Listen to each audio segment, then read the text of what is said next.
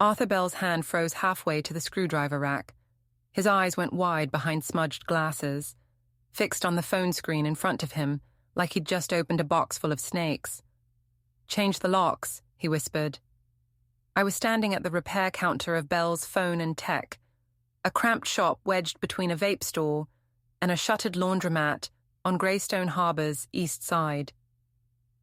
Rain hammered the storefront window.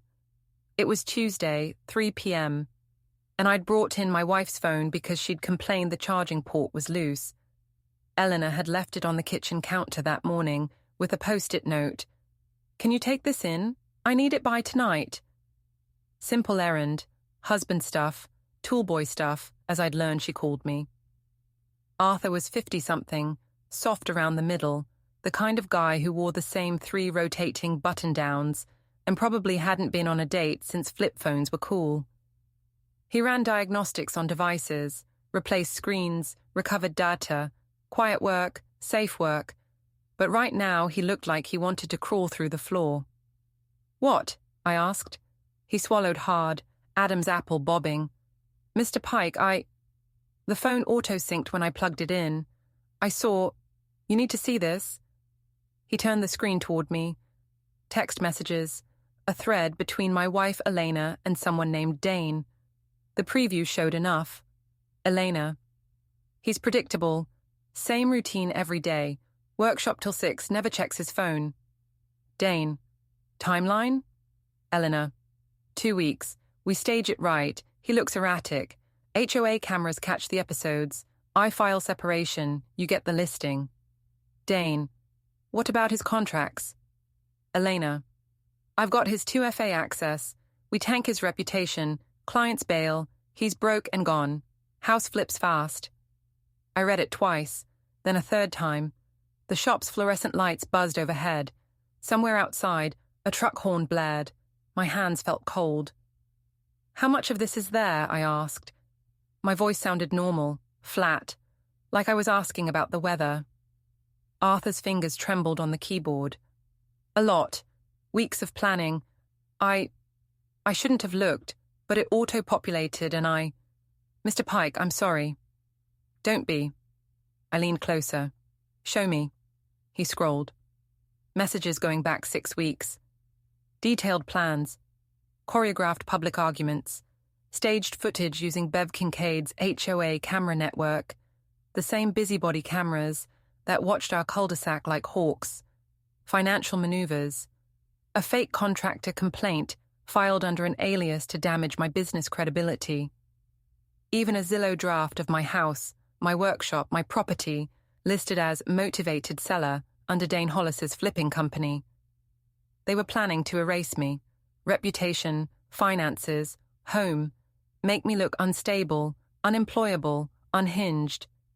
Then sweep in and carve up everything I'd built. "There's more," Arthur said quietly. He pulled up a photo thread. Screenshots of my work calendar, client contacts, bank login attempts. "She's been accessing your accounts. The 2FA codes. She's been intercepting them." "How?" "SIM clone. She brought your phone in here last month, said it was hers, needed a backup. I didn't. I thought it was just a normal request." His face crumpled. "She paid cash. I kept the receipt. I always keep receipts." He rummaged under the counter and pulled out a yellow slip, dated 5 weeks back. Service. SIM backup clone. Cash payment. Elena's signature. I took the receipt. My hand didn't shake. That surprised me. "Can you print some of these messages?" I asked. Arthur hesitated. "That's technically her phone. Privacy laws." "Arthur," I looked at him, "if your neighbor's house was on fire, would you wait for permission to yell about it?" He thought about that. Then he hit print. The old inkjet in the corner wheezed to life, spitting out page after page, text threads, screenshots, timelines, evidence of a conspiracy to destroy my life, printed on cheap paper with streaky cyan ink. When it finished, Arthur pulled the stack and added his receipt on top. He slid the pile across the counter in a manila folder. "I never saw this," he said. "You came in for a charging port repair. That's all." That's all, I agreed. He handed me Elena's phone too, now in a clear plastic bag. Port's fine, by the way. Nothing wrong with it. Yeah, I said. I'm starting to notice that. I walked out into the rain with the folder tucked under my jacket. My truck was parked 2 blocks down, a '09 Silverado with rust cancer along the wheel wells, and a toolbox bolted in the bed. I climbed in, set the folder on the passenger seat, and sat there while water drummed on the roof.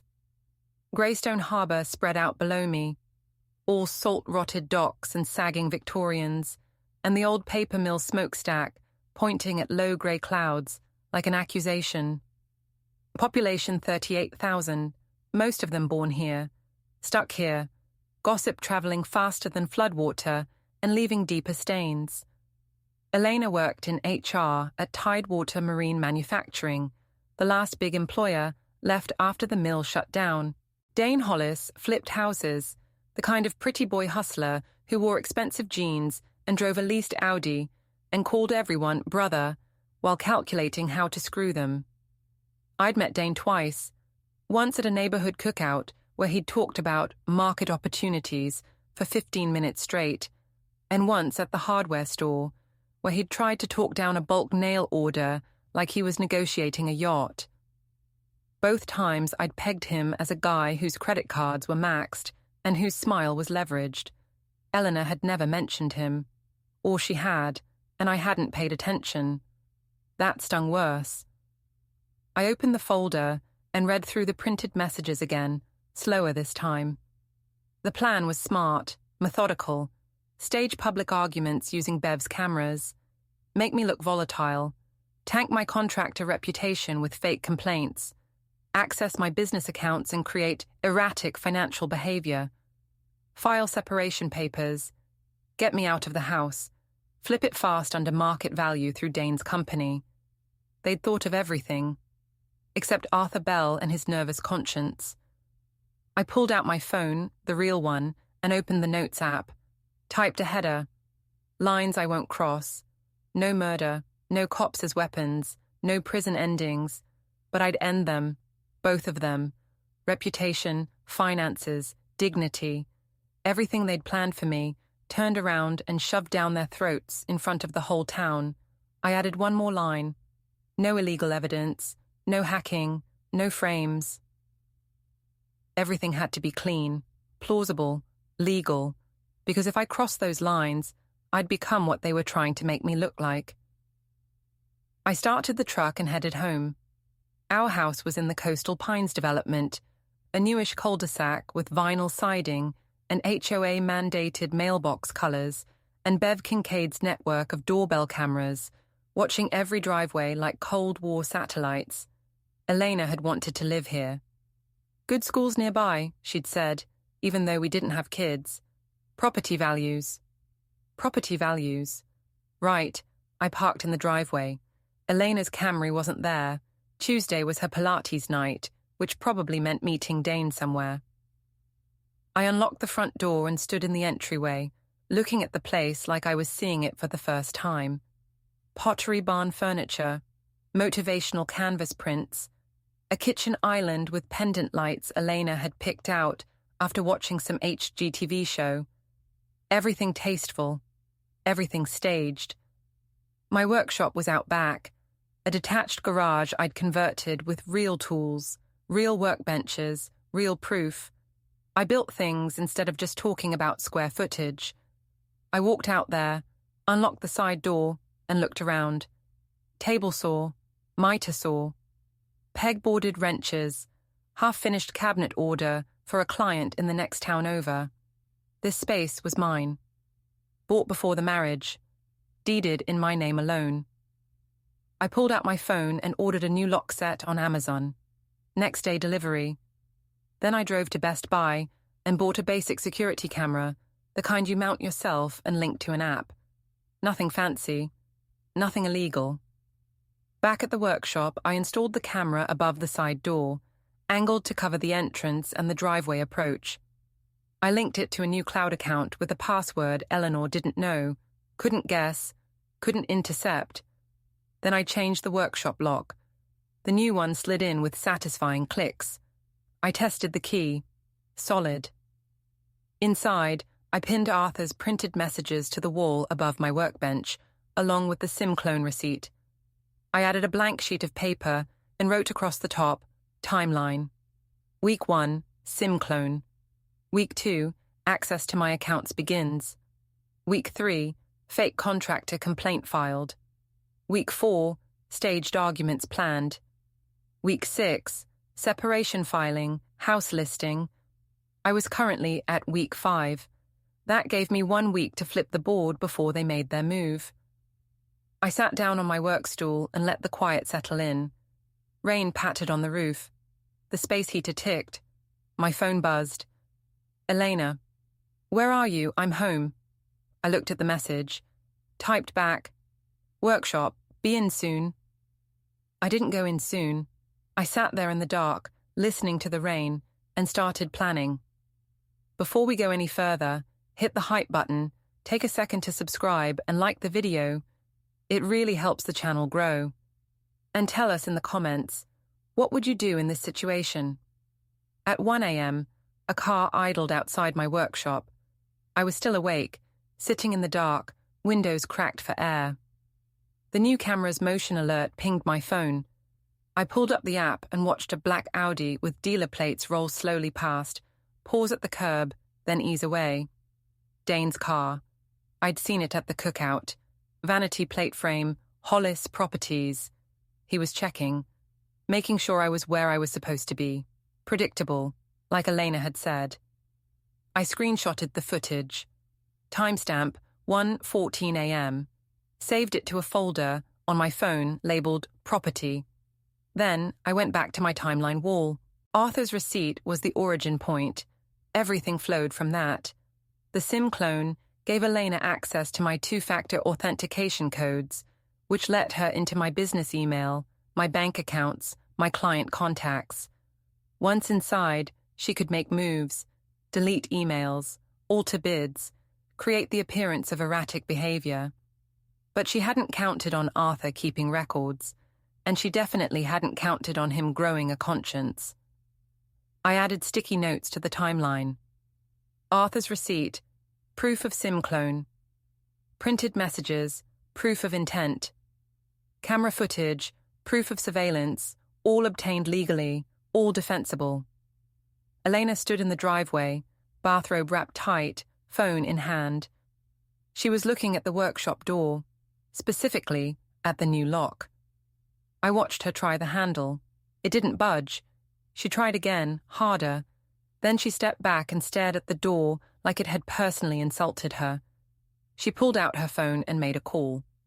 I couldn't hear words, but her body language was tight. Frustrated. After a minute, she hung up, glanced around the dark yard, and walked back toward the house. I waited 10 minutes, then slipped out the side door and locked it behind me. The camera caught me leaving. Good. Timeline established. Inside the house, Elena was in the kitchen, scrolling her phone. She looked up when I came in. "Why'd you change the lock?" she asked. Casual, like she was asking why I'd bought the wrong milk. "Security," I said. "Had some tools go missing from job sites. Want to keep the good stuff locked down." "You could have told me. You never go in there anyway." She watched me for a beat, then shrugged. "I guess. You coming to bed?" "Soon." She nodded and headed upstairs. I heard the bedroom door close. I stood in the kitchen and looked at the island, the pendant lights, the staged perfection. On the counter was a stack of mail. I flipped through it. Credit card offers, grocery flyers, a postcard from a real estate seminar in Portland, and underneath, a printed flyer. Open House, 47 Coastal Pines Drive. My address. The flyer listed Dane's company.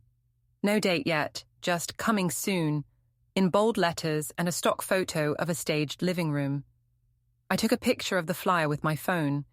Then I put it back exactly where I'd found it. Upstairs, I heard water running. Elena brushing her teeth, going through her nighttime routine. I thought about the messages Arthur had shown me, the casual cruelty. Toolboy. Predictable. He'll never see it coming. They were right about one thing. I hadn't seen it coming. But I was looking now.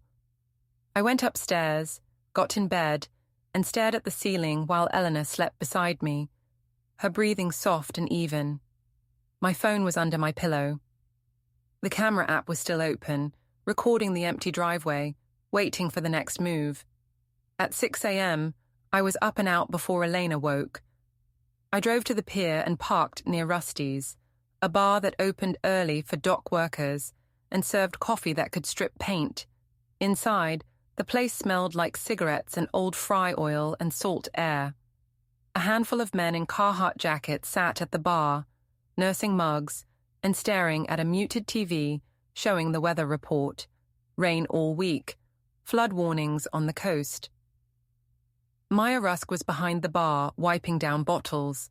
She was 32, compact and sharp-eyed, with bleached hair pulled back in a ponytail and a camera bag always slung over her shoulder. She did bar shifts for rent money and photography for love. We'd known each other since high school, the way you know people in a town this size. Not close, but not strangers. She looked up when I walked in. "You're up early." "Couldn't sleep." "Coffee?" "Yeah." She poured a mug and slid it across. I sat on a stool and wrapped my hands around the cup. The heat felt good. "You look like shit, Jared," Maya said. "Thanks." "I mean it. What's going on?"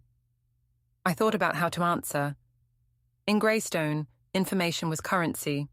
Tell the wrong person, and it'd be all over Facebook by lunch. But Maya wasn't the wrong person. She had a bullshit detector that rivaled a bomb squad's, and she didn't owe allegiance to anyone. "You know Dane Hollis?" I asked. "The flipper?" "Yeah, comes in here sometimes. Tips like a tourist." She leaned on the bar. "Why?" "He's sleeping with my wife." Maya's expression didn't change. "You sure?" I pulled out my phone and showed her one of Arthur's printed screenshots, photographed for portability. The messages were clear enough. She read it, lips thinning. "Jesus." "There's more. They're planning to tank my reputation and flip my house." "That's ambitious." "It's methodical." Maya handed the phone back.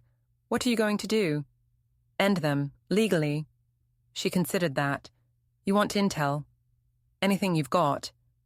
She poured herself a coffee and leaned against the back counter. "Dane knows half the contractors in town. Pays slow, if at all. He's leveraged to hell. 3 properties in pre-foreclosure. But he keeps leasing new cars and throwing cash around like he's got backing." She sipped her coffee. "Word is, he's staging furniture between flips to keep up appearances. House of Cards." "Who's his competition?" "Lara Quinn. She's got actual capital. Hates Dane because he undercut her on a teardown last year, then flipped it shoddy and blamed her crew. She's been waiting for him to fall." "Where do I find her?" "She's usually at the docks around 8, checking on a renovation project. Old fish warehouse conversion." I checked my watch, 7:15. "Thanks, Maya." "Jared." She waited until I looked at her. "You sure you want to do this? Small town, long memories. Gets messy." "It's already messy," she nodded. "Then make it count." I finished my coffee and left a 10 on the bar. Outside, the rain had softened to mist. I drove down to the docks, past rusted cranes and stacked crab traps and boats, with names like Second Chance and Bad Idea.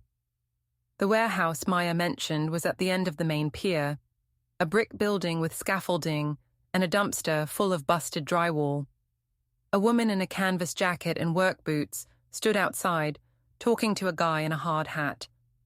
She had dark hair, pulled into a braid, and the kind of posture that said she didn't take shit from subcontractors or seagulls.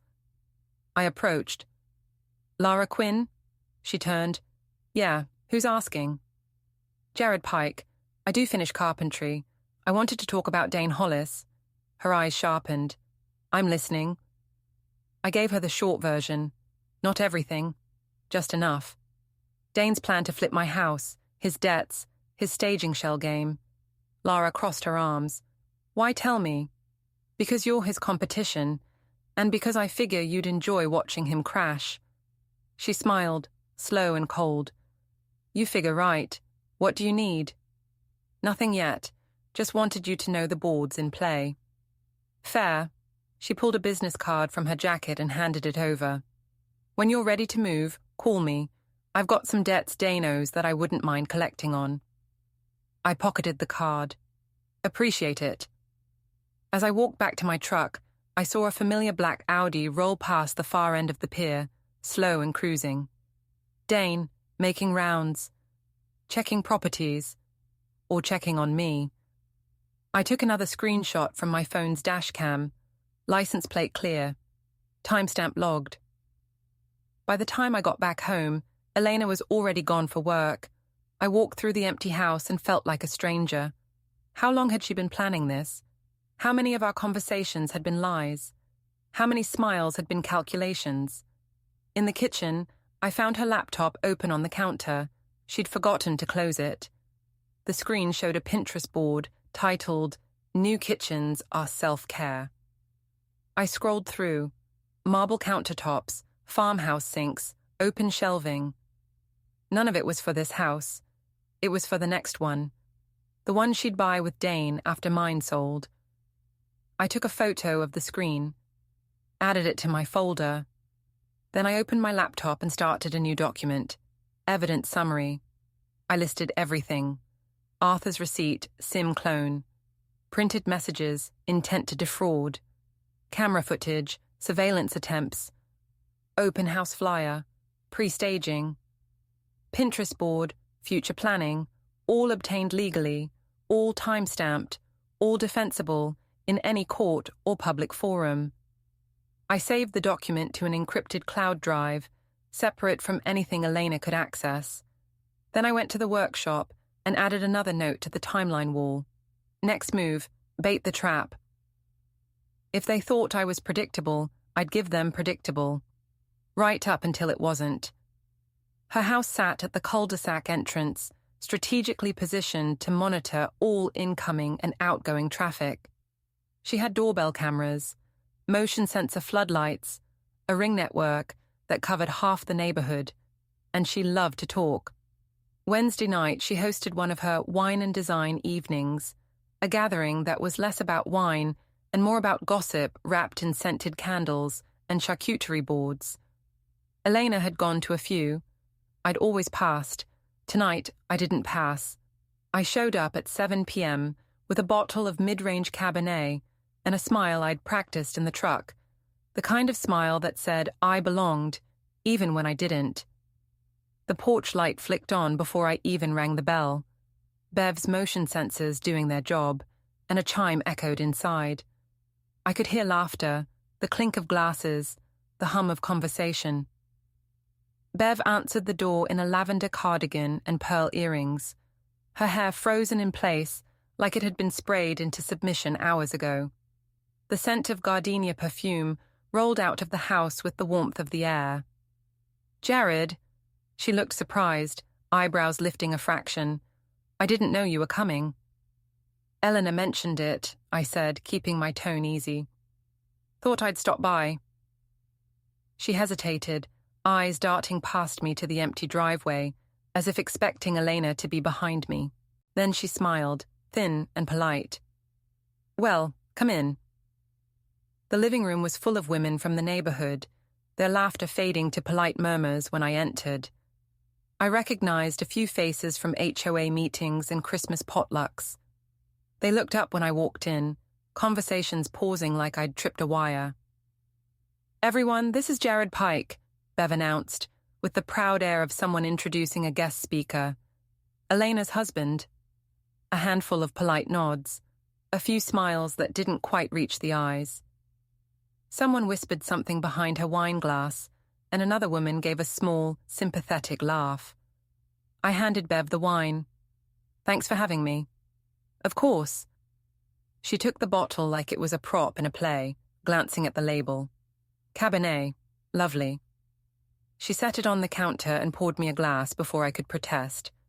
So, what brings you out tonight? I shrugged, playing it casual. Elena's been busy lately. Thought I'd be social. Well, we're glad to have you, aren't we, ladies? Murmurs of agreement followed, the kind people give when they don't want to be quoted later. I sat on the edge of an ottoman near the fireplace and took a slow sip. The wine tasted like it cost exactly what I'd paid for it, $22 and a little self-respect. The conversation drifted back to safe topics. Landscaping, school fundraisers, someone's daughter getting into Auburn, the new speed bumps on Pine Hollow Drive. I listened and nodded and let them forget I was there. The trick was to stay quiet long enough for people to get comfortable again. That's when the useful things surfaced. I watched them, the subtle alliances, the tiny betrayals folded into compliments. It was a familiar rhythm. Every neighborhood had its own social ecosystem, and Bev was the apex predator here. She laughed at the right times, steered the topics, corrected misinformation with gentle authority. A queen, disguised as a hostess. Around 8 p.m., she excused herself to check on the cheese platter. I followed her into the kitchen, careful to move casually, as though I'd just happened to wander in. "Bev," I said when we were alone, "can I ask you something?" She looked up from slicing brie, her hands pausing. "Of course." I pulled out my phone and showed her a photo of the open house flyer. "Elena left this on the counter. Do you know anything about it?" Her face tightened. Just for a second, a flicker of something like guilt or recognition, before she smoothed it out. I'm not sure. "It's my address," I said. "But I didn't put the house on the market. Maybe it's a mistake." "Maybe." I leaned against the counter, keeping my voice low. "Here's the thing, Bev. I've been noticing some weird stuff lately. Footage showing up online that looks like it came from neighborhood cameras. Stuff that makes me look off." She set down the knife carefully, the blade clinking against the cutting board. "I don't know what you're talking about." "I think you do." I kept my voice even, friendly. "I think someone's been using your camera network to stage things, and I think that someone is planning to use it against me." Bev's mouth opened, closed. Her knuckles went white around the countertop. She glanced toward the living room, where laughter and light jazz drifted from a Bluetooth speaker. "I'm not here to make trouble," I said. "I just want to know if you're aware your system's being used. Because if this goes sideways, and if there's ever an insurance claim or a lawsuit, they'll subpoena the footage, and they'll ask who had access." Her face went pale, the color draining under her makeup. Dane Hollis asked to borrow some footage. "For a marketing video," he said. "Neighborhood safety demonstration." "When?" 2 weeks ago. I took out a notepad, pretending to jot casually. "Did he say what he was using it for?" "No. He just said it was for promotional purposes. I didn't think—" She trailed off, eyes wide with the sudden realization that she'd been part of something larger than a friendly favor. "It's okay," I said, pocketing the notepad. "You didn't know, but now you do. If anyone asks you for footage again, I'd suggest saying no. For your own protection." She nodded, hands trembling slightly. I'll keep that in mind." I finished my wine, thanked her for the evening, and made my way toward the front door. Conversations hushed as I passed through the living room again. Someone smiled too brightly. Another avoided my eyes. I gave a polite wave and stepped outside into the crisp night air. As I walked down the driveway, a voice called softly behind me. "Jared?" I turned. A woman in a dark green shawl stepped out from the porch light's halo. "I'm Carol," she said. "I live 3 houses down." "Hey, Carol." She glanced toward the door to make sure Bev wasn't watching. "I saw Elena and that Hollis guy at the coffee cove last week. They were close. I didn't want to say anything, but..." Her eyes flicked nervously back toward the house. "Just thought you should know." "Thanks," I said quietly. She gave a small, apologetic smile and squeezed my arm before slipping back inside. I walked to my truck, sat in the driver's seat, and stared through the windshield for a long moment. The night hummed with cicadas. The reflection of Bev's porch light glowed in the glass like a tiny, watchful eye. Bev had handed Dane access to the HOA cameras. That explained the staged footage, the clips that had appeared online showing me yelling in the driveway, slamming a door, breaking something I hadn't broken. It was all too convenient, too perfectly timed. Dane must have edited together bits of ring and security footage to build a story.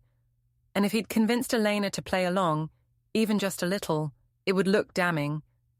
It also meant Bev was complicit, even if she hadn't understood the full scope. But now she was scared, and scared people talked. They looked for protection, and sometimes they slipped up trying to cover their tracks. I started the truck and drove toward the south side of town. The road wound past the industrial district, empty warehouses, chain-link fences, sodium streetlights buzzing overhead.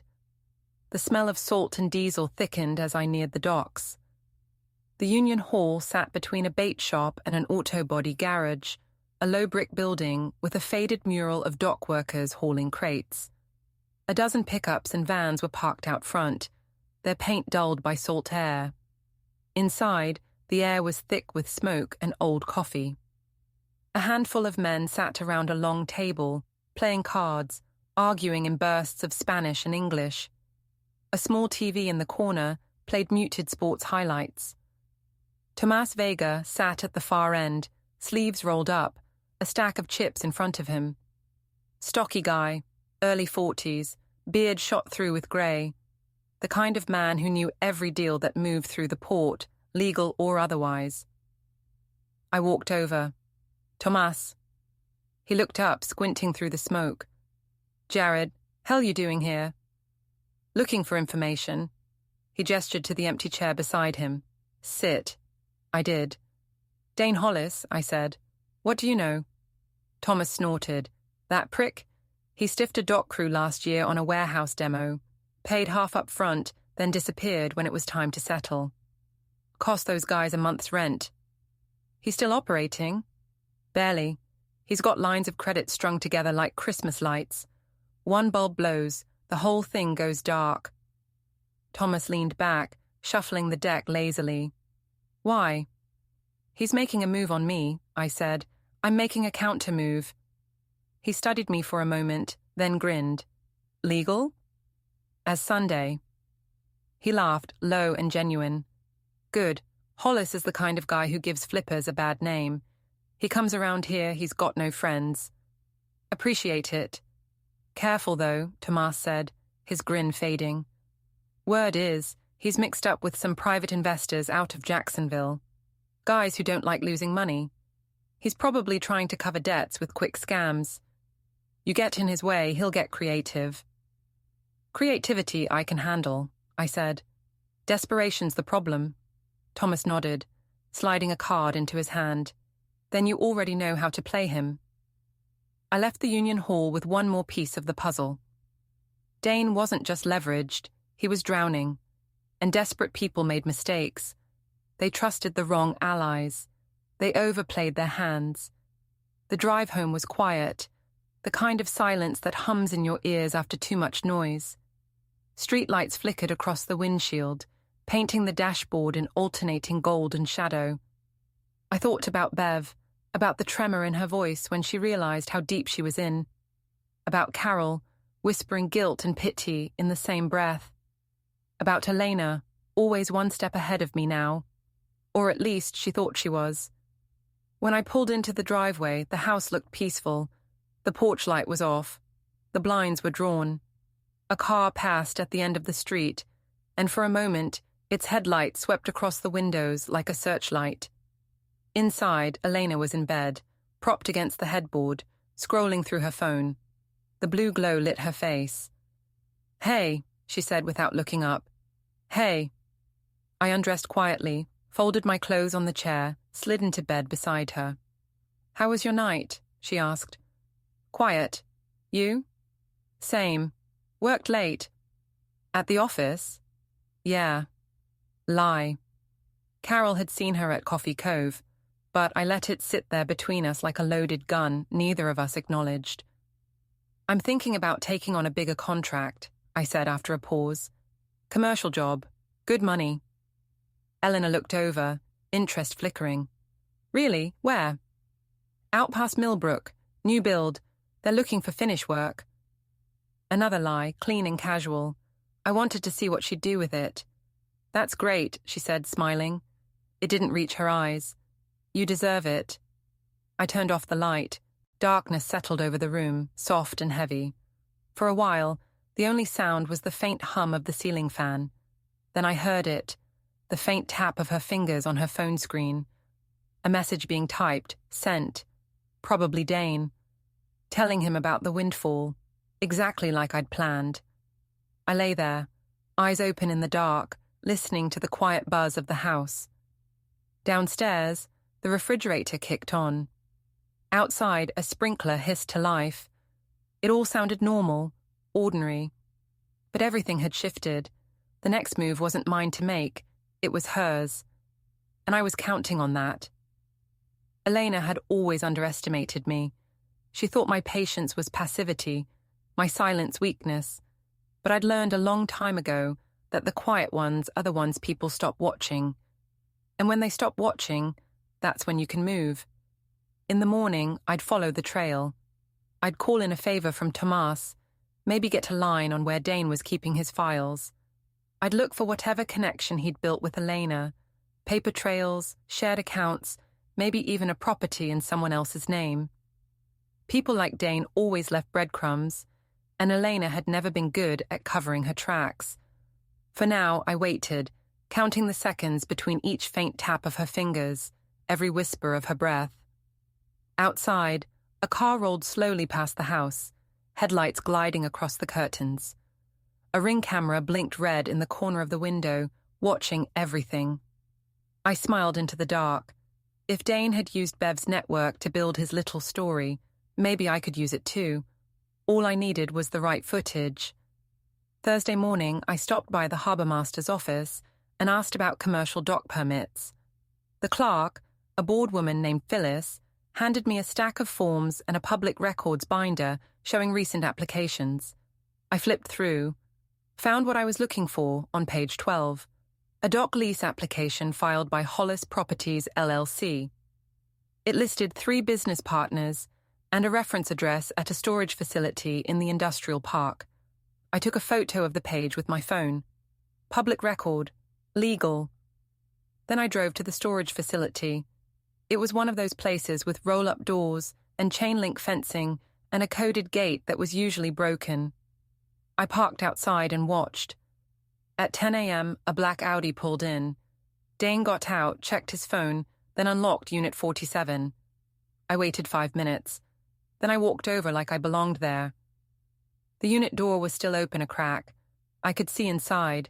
Staging furniture, fake plants, lamps, boxes labeled living room and master bath.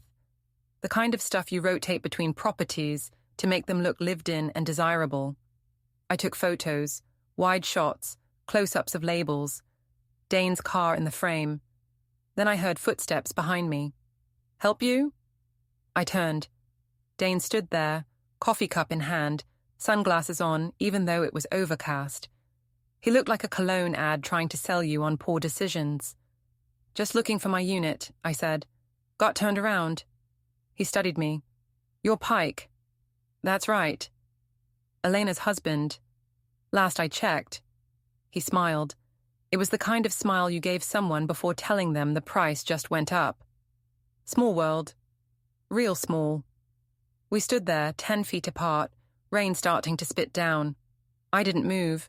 Neither did he. You should be careful, Dane said. Storage places like this, lot of theft. You never know who's watching. Yeah, I said. Funny how that works. I walked back to my truck, feeling his eyes on my back. In the rearview mirror, I saw him pull out his phone and make a call. That night, a TikTok appeared on a burner account I didn't recognize. The video was shaky, filmed from across a street, showing me standing in my driveway, yelling at nothing. My face was clear. The audio was muffled but sounded aggressive, except I'd never done that. The footage was edited, clipped from multiple HOA camera angles and stitched together to look like a meltdown. I downloaded the video and saved it. Then I traced the account. It was new, created 3 days ago, no other posts. The location tag said, Greystone Harbor. Bev's cameras. Dane's editing. I called Maya. Can you trace an IP from a TikTok account? I asked. Maybe. Send me the link. I did. 20 minutes later, she called back. It's routed through a VPN, but the account was created on a network registered to Hollis Properties. He's not even trying to hide it. Can you document that? Already did. Sending you screenshots now. They came through. Metadata, account creation details, network traces. Not courtroom-grade evidence, but enough for the court of public opinion. I added them to my folder. Then I texted Lara Quinn. Dane's making his move. You ready? Her reply came fast. Say when. Friday morning, I woke to a city notice taped to my door. It was a contractor complaint, filed by R. Hollings, alleging unprofessional conduct, unsafe work practices, and incomplete jobs. The complaint was vague but damaging. It requested a formal review of my business license. R. Hollings. Cute. I called the city clerk's office and requested a copy of the complaint. They emailed it within an hour. The filing was sloppy. No supporting documents, no specific job sites, just accusations. But it would sit on my record during the review process, and clients would see it. I called my 3 current clients and gave them a heads up. Someone filed a bogus complaint. I'm handling it, but I wanted you to know. 2 of them were cool. The 3rd hesitated. Let me think about it. That was the point. Dane didn't need to win. He just needed to create doubt. I printed the complaint and pinned it to my timeline wall. Then I made a list of every contractor in Greystone who'd worked with or against Dane. I spent the afternoon making calls. By 5 p.m., I had 6 confirmed stiffed crews, unpaid invoices totaling over 40 grand, 2 liens filed but never collected, 1 pending lawsuit. Dane Hollis wasn't just leveraged, he was sinking. Saturday morning, I went to the fish market on the pier. It was crowded, tourists and locals jostling for fresh cod and oysters and whatever the boats had brought in. I bought a pound of shrimp and wandered through the stalls, letting the crowd carry me. Then I saw him. Dane stood near the crab tanks, talking to an older couple, his realtor smile dialed up to maximum. They were nodding, looking at a brochure he'd handed them. I walked over. Morning, Dane. He looked up, smile faltering. Pike. Funny running into you here. Yeah, hilarious. The couple glanced between us, sensing tension. I ignored them and stepped closer. Close enough to make it personal. I got your complaint, I said. City called me yesterday. I don't know what you're talking about. Sure you don't. I smiled. R. Hollings, that's creative. You come up with that yourself? His jaw tightened. You need to step back. Or what? The crowd around us had started to notice. Phones came out, always phones. Dane's hand moved toward my chest, a push waiting to happen. I saw it coming and shifted my weight. His phone was in his other hand, grip loose. I flicked my wrist and slapped the phone out of his grip. It clattered onto the wet concrete, skidding into a pile of crushed ice and fish guts. The screen cracked. The crowd gasped, then laughed. Dane's face went red. You son of a... Careful, I said. People are watching. He bent to grab his phone, slipping slightly in the slush. More laughter. I stepped back, hands visible, non-threatening. See you around, Dane. I walked away while he stood there, dripping and furious, holding his ruined phone. Behind me, I heard someone say, Did you get that on video? Back at my truck, I checked my own phone. 3 people had already tagged the fish market location on Facebook. By tonight, the video would be everywhere. And under Dane's cracked phone case, I'd seen something else. A key card. White plastic. Logo for Harbor Point condos. I pulled up the Harbor Point website. luxury waterfront units, starting at 800 Ks, recently developed by Hollis Properties. Dane had a staging condo. That's where he was keeping the furniture rotation. That's where he met clients, probably where he met Elena. I sent the address to Maya. Can you watch this place? Let me know who comes and goes. Her reply, on it. Sunday, I went to the workshop and stared at the timeline wall. Everything was falling into place. Dane was exposed.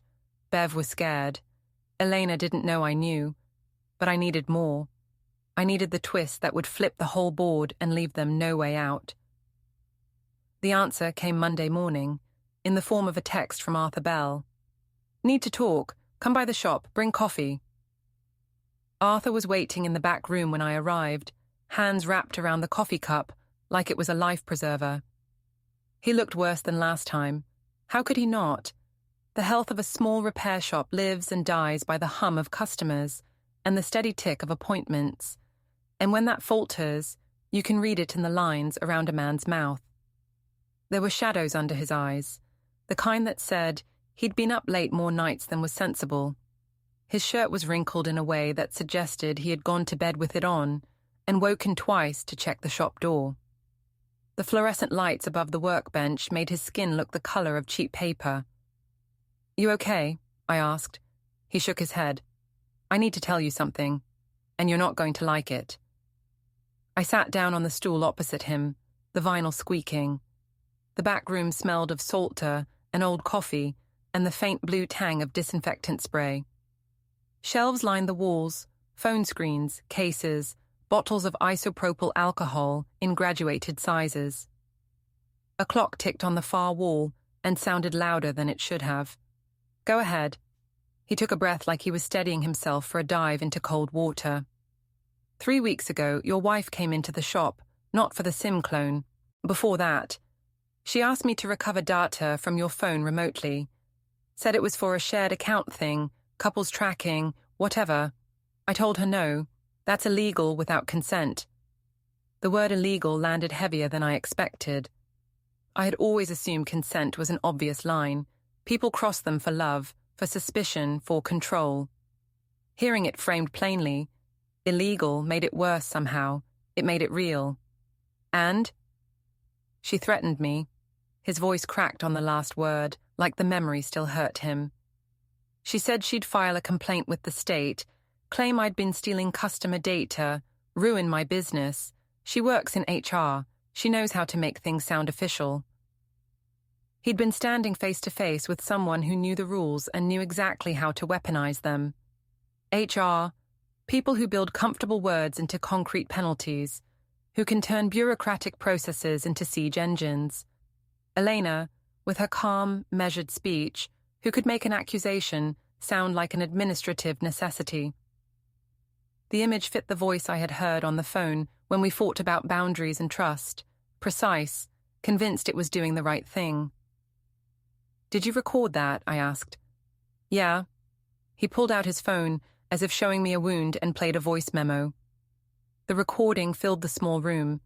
Eleanor's voice at first distant, and then, when I recognized it, impossibly crisp. She sounded calm, too calm. Each sentence clipped, surgical. I need that data recovered, she said. We have a shared account. This is important. I expect discretion. Arthur's voice came in, shaky, respectful, then defensive. I can't do that, he said. Not without consent. It's illegal. Her reply was slow, deliberate. Then you'll be hearing from me. I'll make a complaint. I'll explain your practices. I'm an HR professional. I know how to document this. There was an exchange of names, dates, a soft threat buried under polite language. The recording was time-stamped, dated 3 weeks ago. Taken in his shop, which had a sign by the door. Conversations may be recorded for quality assurance. That sign had always seemed like an overeager attempt at transparency. Now it felt like a tiny, ironic salvation. Arthur had set his phone face up on the counter with the recorder on. He'd thought to protect himself, out of a habit born of living in a small town where a reputation could be ruined by a single rumor. He was right to be suspicious. Ordinary kindness rarely included written, notarized threats. "Why didn't you tell me before?" I asked. "Because I was scared. I thought if I just gave you the SIM receipt, that'd be enough. But it's not, is it? She's going to keep pushing, and if I don't come clean now, I'm part of it." He said the last line into the thin air between us, like a confession. He was a small man who had learned the ways of small defenses, contemporaneous notes, receipts, recordings. He kept binders because he had been burned once by a bad review that wasn't his fault. He kept paper because he didn't trust a cloud. He told me all this with none of the defensive bravado people put on over dinner. He was simply trying to survive. I looked at him. Soft, nervous Arthur Bell, who fixed phones and kept receipts and recorded every conversation because he was afraid of being blamed for things he didn't do. "Can I have a copy of that recording?" I asked. He nodded and airdropped it to my phone, then pulled out a small spiral notebook and handed it across the table. The pages were filled with neat, cramped handwriting, dates, times, shorthand notes. "I kept contemporaneous notes too," he said. "Every interaction. Dates, times, what she asked for, what I refused." "You're a paranoid genius," I said. It was a compliment.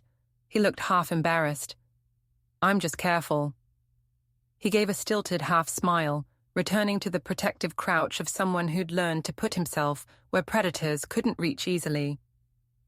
He told me later that the sign on his counter had been his mother's idea.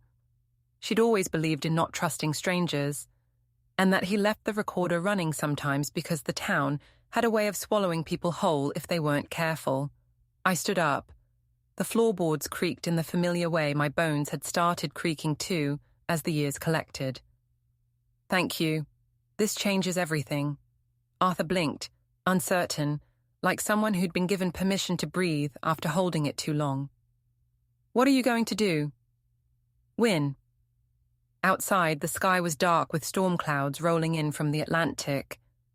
The weather report had been screaming about coastal flooding all week. High tides, heavy rain, predictions that made tone-deaf people nod and nervous ones check their insurance.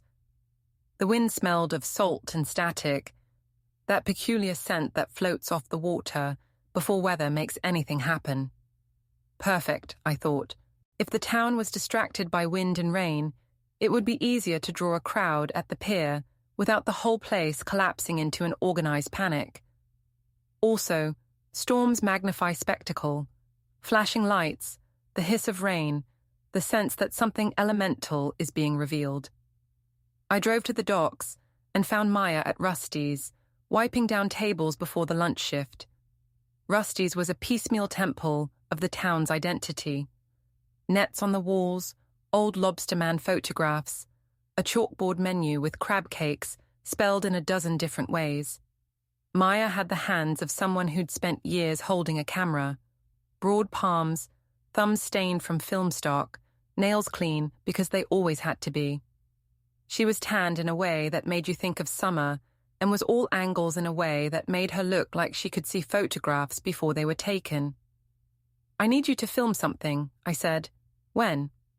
"Tomorrow night. Dane's doing a live stream at the pier. Some kind of public statement about his business. He posted about it this morning." Maya's eyebrows went up. "Dane's doing a live stream. Bold of him to be public. What's the play?" "I'm going to let him talk," I said. "Then I'm going to bury him." She grinned. "I'll bring the good camera." It was a small exchange, but there was an old rhythm between us, one that had nothing to do with romance and everything to do with trust. I'd called her because she caught details, because she could make a scene feel like truth instead of a staged accusation. She knew how to angle a lens, so the face in front of it couldn't hide anything it didn't want to. I called Lara Quinn next. Lara was a municipal kind of woman, sharp-suited, sharper-tongued, and with access to a lot of things people pretended were private. She owed me a favor from a night we both convinced a judge to look at motive instead of optics. "That favor you mentioned," I said when she answered. "What do you need?" "Public records. Every lien, every unpaid invoice, every shady deal Dane's done in this town, and I need it projected on a screen tomorrow night at the pier. There was a long pause. I could hear the coffee machine hiss in the background on her end. That's ambitious. Ambitious gets us results. Yeah, I can do it. What time? 7 p.m. I'll be there. She was quicker than most to say yes, either because she liked the drama or because she recognized when leverage could be used responsibly. I didn't care which. I hung up and looked at my evidence folder at home. Screenshots with timestamps, recordings stitched together, a folder of receipts and emails, camera footage from the HOA I'd managed to obtain the hard way. The tactile weight of proof makes a different kind of noise than rumor. Proof is cold, and it rings when you strike it against the table. But I had one more move to make. Bev Kincaid's house was exactly the sort of place a person like her owned. Gabled roof, a garden where chives and lavender fought for space, wind chimes that chimed in a pattern no one else noticed. Bev answered the door almost immediately. She had that cardigans and cat smile, one side of a face almost entirely maternal, the other side suspicious in the way of people who'd been done wrong. Jared. Bev, can I come in? She hesitated, then stepped aside. She welcomed me into a living room that smelled faintly of citrus cleaner and a candle she'd been burning for more than a week.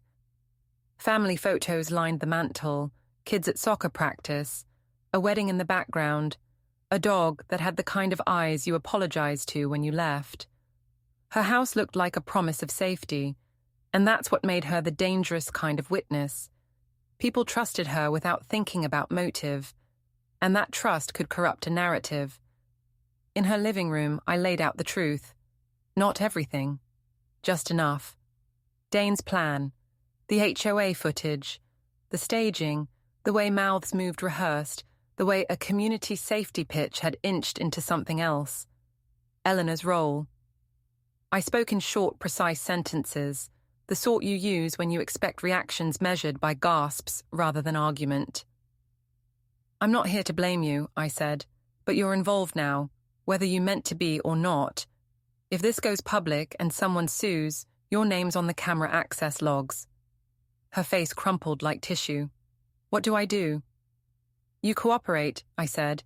You give me the footage logs, voluntarily, with timestamps. You write a statement saying Dane asked for access, and you provided it without understanding the full scope. You get ahead of it. Will that protect me? It'll help. She nodded slowly. The cords in her neck moved, small and decisive. Okay, I'll do it. She pulled up her HOA camera account on her laptop and exported the access logs. It took a small eternity of clicking through menus, a password that was a family birthday, an MFA code that she read aloud like apologizing for technology. The log popped up, an ugly bureaucratic list of entries, usernames, IP addresses, timestamps. Dane's name appeared 17 times over the past month. Each entry showed what footage he'd downloaded, when, and from which camera. The records were clinical and damning, each line a small stitch in a larger seam. I copied the files to a thumb drive. Thank you, Bev. I never wanted to hurt anyone, she said quietly, like an apology to the air. I know, I replied. Do the statement. Send it to Lara. She'll take it from there. I left her house and drove home with the thumb drive burning cold in my pocket. The night looked like a painting between frames, streetlights smeared by humidity, puddles forming small moons. Elena's car was in the driveway when I pulled in. She was on the couch, scrolling her phone, the blue light painting her face in slow motion. The domestic normalcy of her silhouette, curled up, the dog asleep at her feet, was hard to reconcile with the woman on Arthur's recording, who had the taste for pressure and a ledger of consequences. Hey, she said without looking up. Hey. I went to the kitchen and poured a glass of water. The faucet ran with a soft hiss that sounded like my pulse in my ear. My hands were steady. My mind was clear. For all the chaos of the past weeks, sleepless nights, calls that ended with words unsaid. There was now a logic to what would come tomorrow. At 7, the pier, Dane's live stream, Maya's camera, Lara's projections, Bev's logs, Arthur's recording. Everything had to be arranged so that what I revealed could not be claimed a fabrication. Timestamps, contemporaneous notes, public records. The town likes to call itself honest. It's easier to strip a lie when everyone believes in the myth of truth. I would pull the myth open and let the town look inside. Tomorrow night, everything would burn. I lay out the sequence like a man making a complicated dinner. What would be said, and when, who would bring the equipment, where the back channels of proof would be displayed so that a camera could capture them as fact. Maya would get tight shots of Dane as he started to speak. I wanted his face before he saw the first slide. I wanted the live stream to capture his confusion when the evidence began to bloom on the big screen behind him, document after document, each one a shard in a mirror. Lara made a suggestion in passing on the phone. Project the HOA logs first, then the contracts, then the recordings. Start with what people could verify, dates, downloads, and then escalate into motive. Let motive be implied by pattern rather than preached. She was right. People lean away from accusations. They lean toward timelines. There was a moral calculus in all of this. I thought about it and turned it over, not because I doubted the truth of what Arthur had told me. The recording did that for me. But because exposing someone to a public shaming, even if deserved, is a brand of violence. It's the town's preferred way of punishing wrongs, and it leaves scars on people who are tangled up with the guilty. Bev would have to explain her involvement. The HOA would have to answer why its cameras were accessible. Arthur would come out of this with a reputation more muddied than before, despite the recording. Elena, my wife, would be forked between the confession she might have believed was righteous and the method she chose. But justice is not always gentle. Sometimes it is a controlled burn meant to prevent an inferno later. I had to make choices about collateral damage. At the center of those choices was a fact. Dane had been building a house of cards on other people's trust. He'd hired friends to sit in council meetings. He'd paid small favors to community leaders who then amplified his message. A business that trades in fear and control had to be exposed before someone else lost everything. There were other pieces to consider: how the live stream would be moderated, whether Dane would bring supporters, whether someone else would try to drown the event in an argument about privacy. I thought of the storm hovering out over the Atlantic and realized it worked in two ways. It would pulse the pier with a natural tension, an atmosphere, and it might thin the crowd to those who cared enough to be there regardless. Those were the people I wanted. Invested, angry, clear-eyed.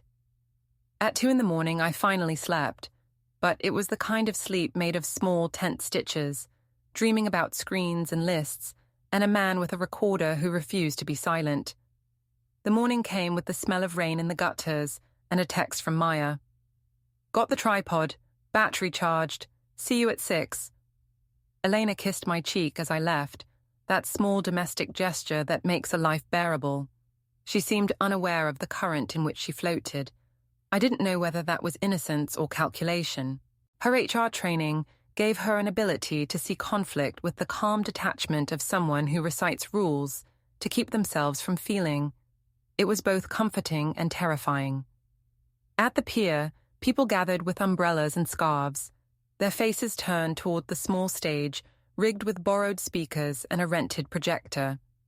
The smell of salt and fish mixer with the town's rumors gave the night an electric edge. I stayed in the crowd and watched him approach the microphone, Dane, a man who had built himself on the idea of being indispensable, who wore his confidence like a well-pressed suit. He smiled into the camera, the practiced grin of a brand. He started to talk.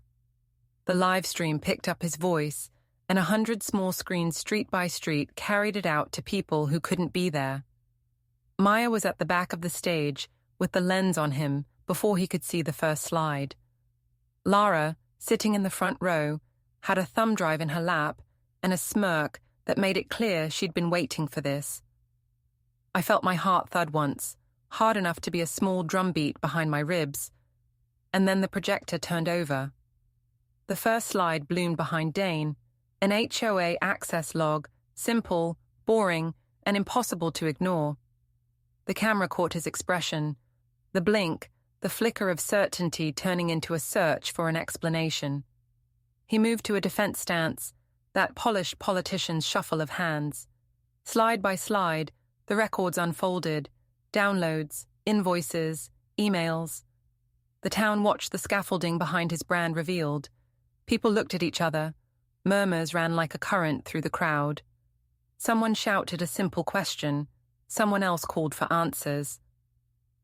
On my phone, Arthur's recording began to play, not from my device, but through the speakers, an ordinary, human voice slicing through the static of political rhetoric.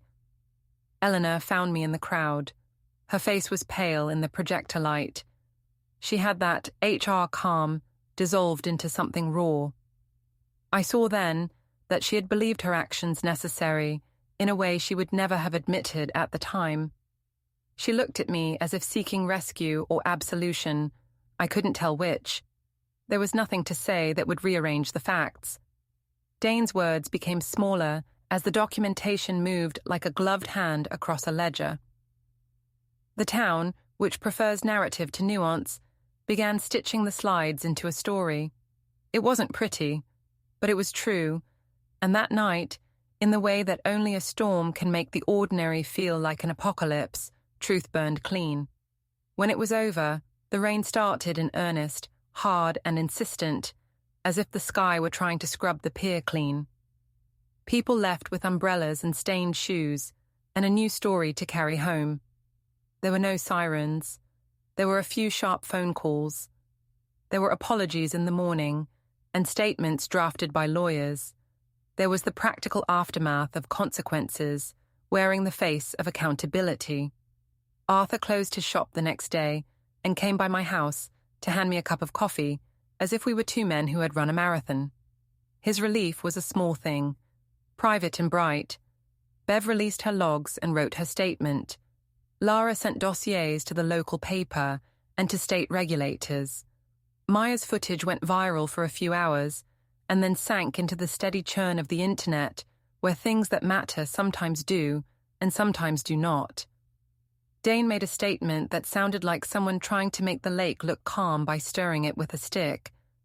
Elena and I spoke in a language that was new to both of us. Facts instead of reproach, consequences instead of recrimination. She admitted the threat she had made in the recording, her reasoning, her fear, and I listened and tried to map the line between understanding and condoning. In the weeks that followed, there were hearings and small neighborhood meetings and a cleanup of accounts. People took sides because that's what communities do. Some relationships were mended with the slow, awkward work of choosing to trust again. Others were not. The town talked about what had happened in the way it talks about weather, with an appetite for detail and a short memory for the strangeness of the intensity. Arthur's business kept breathing. There were awkward customers and new policies, and a sign I hadn't noticed before.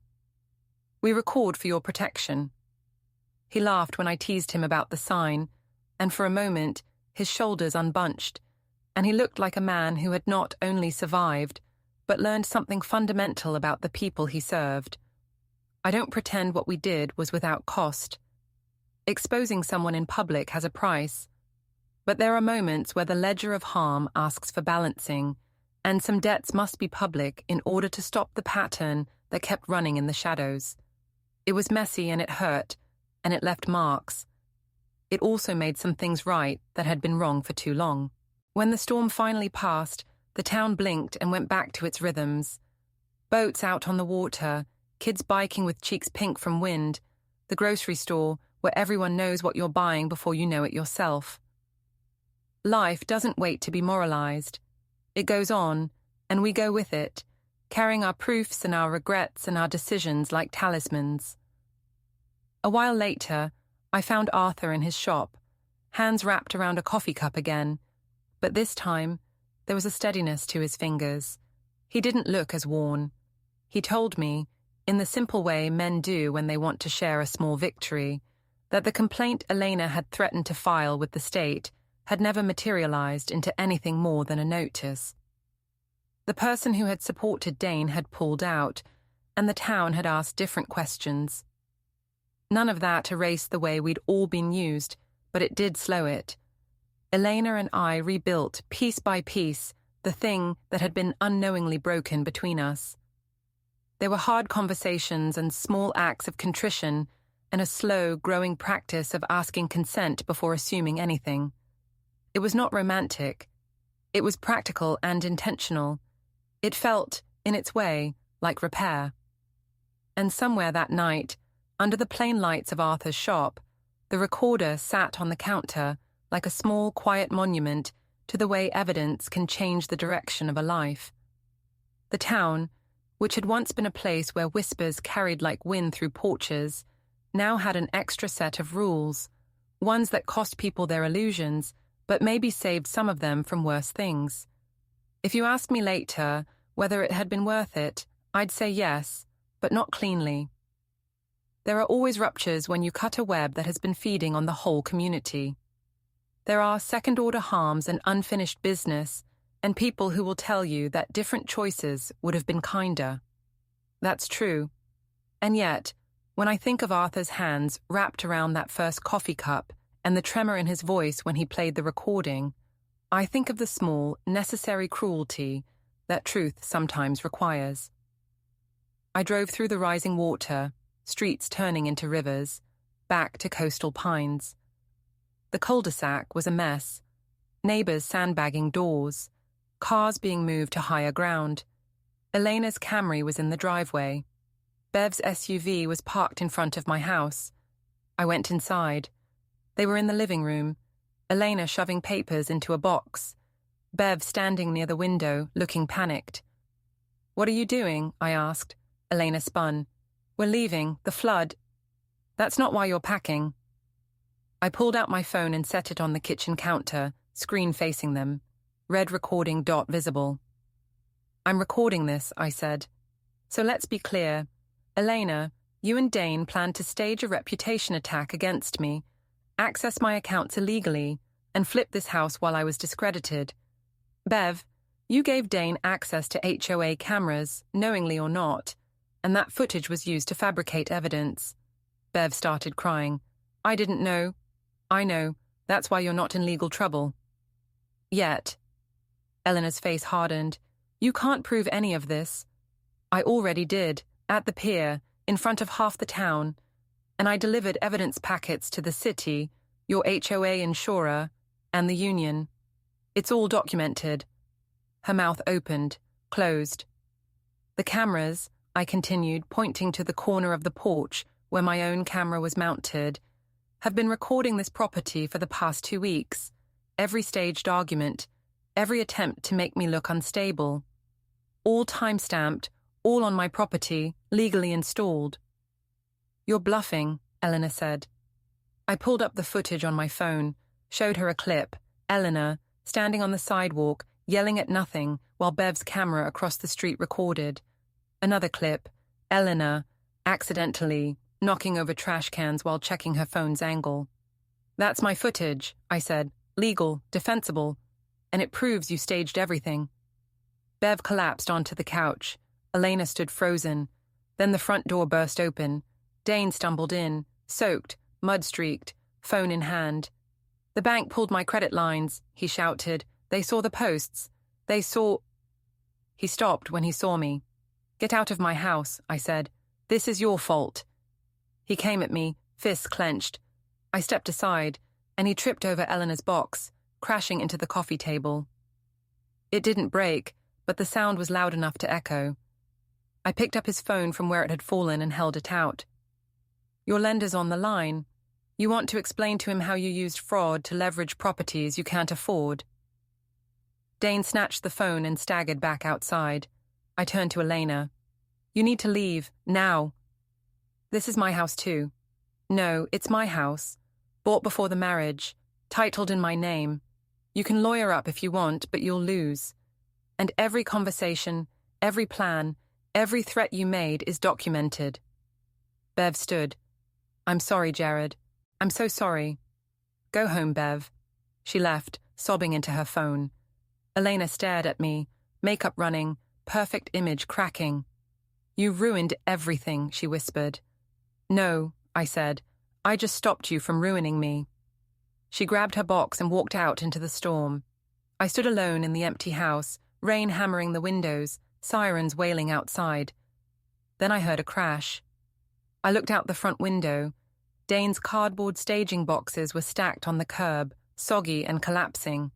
The floodwater was rising fast, creeping up the driveway. I walked outside, into the deluge, and shoved the boxes into the current. They tumbled down the gutter, breaking apart, fake furniture and cheap props washing away like the lies they'd been built on. Dane stood in the street, screaming something I couldn't hear over the wind. Elena was in her car, engine running, headlights cutting through the rain, and the neighbors were watching, phones up, recording everything. I held up Arthur's memo, sealed in a Ziploc bag, and spoke loud enough for the nearest cameras to catch. This is a recording of Elena Pike threatening a local business owner to gain illegal access to my accounts. This is proof of a conspiracy to defraud and defame. The evidence has been delivered to the city, the HOA insurer, and the Union Hall. It's public now. It's over. Dane swung at me one last time, a wild, desperate haymaker that missed by a mile. His feet slipped in the mud, and he went down hard, face first into the floodwater, howling as phones captured every second. I turned and walked back into my house, soaked, exhausted, and finally free. Behind me, sirens wailed, the storm raged, and their reputations drowned in the flood they'd tried to create for me.